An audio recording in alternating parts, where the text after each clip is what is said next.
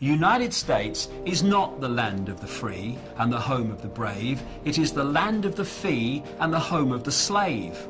And more and more Americans are waking up to that fact, and hallelujah to that, because only if they do so and then act upon their new perception will they truly have any chance of living in a land that is anyway associated with freedom, and a land that makes a contribution to peace in the world, not a contribution to more and more slaughter, more and more conflict, and therefore more and more acquisition of people and land. The world is headed towards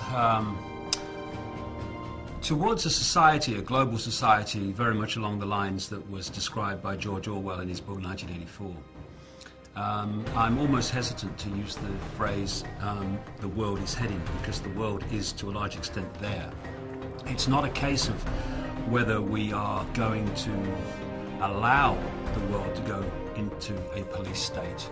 We already are in one.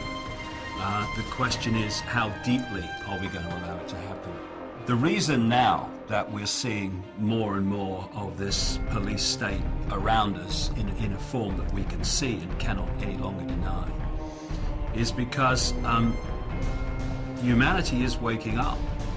There are enormous numbers of people who are now beginning to allow the veil to lift and allow themselves to see what they couldn't see before. When I started talking about all this 20 years ago and writing about it, I was talking to a man and a dog when the dog could be bothered to turn up. I was the nutter in Britain, the person people laughed at and dismissed. Now I talk to thousands of people at a time, and my work is known all over the world. I have been a barometer for a dramatic awakening of vast numbers of people, and it's an exponential curve. We are now at the point where those institutions and these institutions of control and surveillance and all the rest of it are now being put in place. So this hidden dictatorship all this time is now coming to the surface where it can be seen. And this gives us an opportunity for people to actually start to do something about what's happening, because instead of being some far off sometime over the rainbow, it might come sometime, it's now in our face. The police state is staring us in the eye, and it's getting more and more imposed upon us and more imposed on society every day. They look at the world, they know there's something not right. There's something that's not the way they want it to be, and they feel uneasy about it.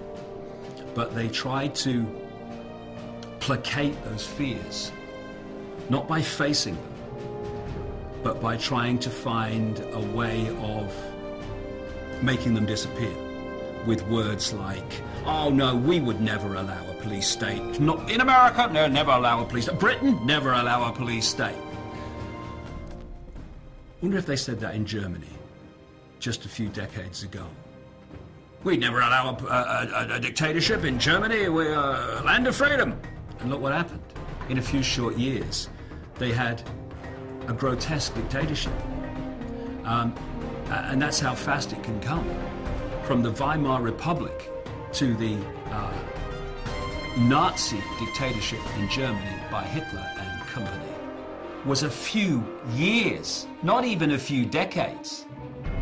And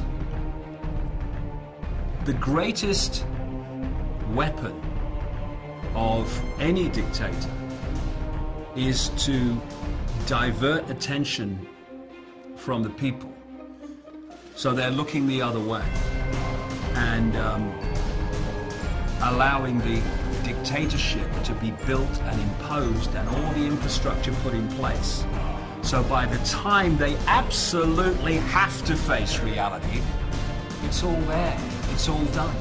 I'm sick of this, and I'll tell you why I'm sick of it, because while these pathetic, naive people, despite all the evidence before them, are looking the other way, oh no, it's just paranoia. While they're doing that, They are allowing these people to impose their will on my children and my life, and I'm not having it. And if people would just engage a few more brain cells, open the eyes and look, they will see the scale of fascism, no other word for it, that we are being subjected to today. And if you don't wake up and you go on looking the other way, well, the fascism just gets more, and eventually it will dawn on you, and by then it will be too late. Don't look to me for sympathy when it happens, mate, because you've got your chance now. So, are we going to make a stand now and draw a line in the sand and say here and no further? In fact, we're going to roll this back? Or are we going to wait until it's got really, really extreme, by which time there'll be so much infrastructure in place that drawing a line in the sand will be a serious challenge? And we either face it now, or we face it a little bit further along the road, when if we think it's not very good now, it'll be a bloody nightmare by then.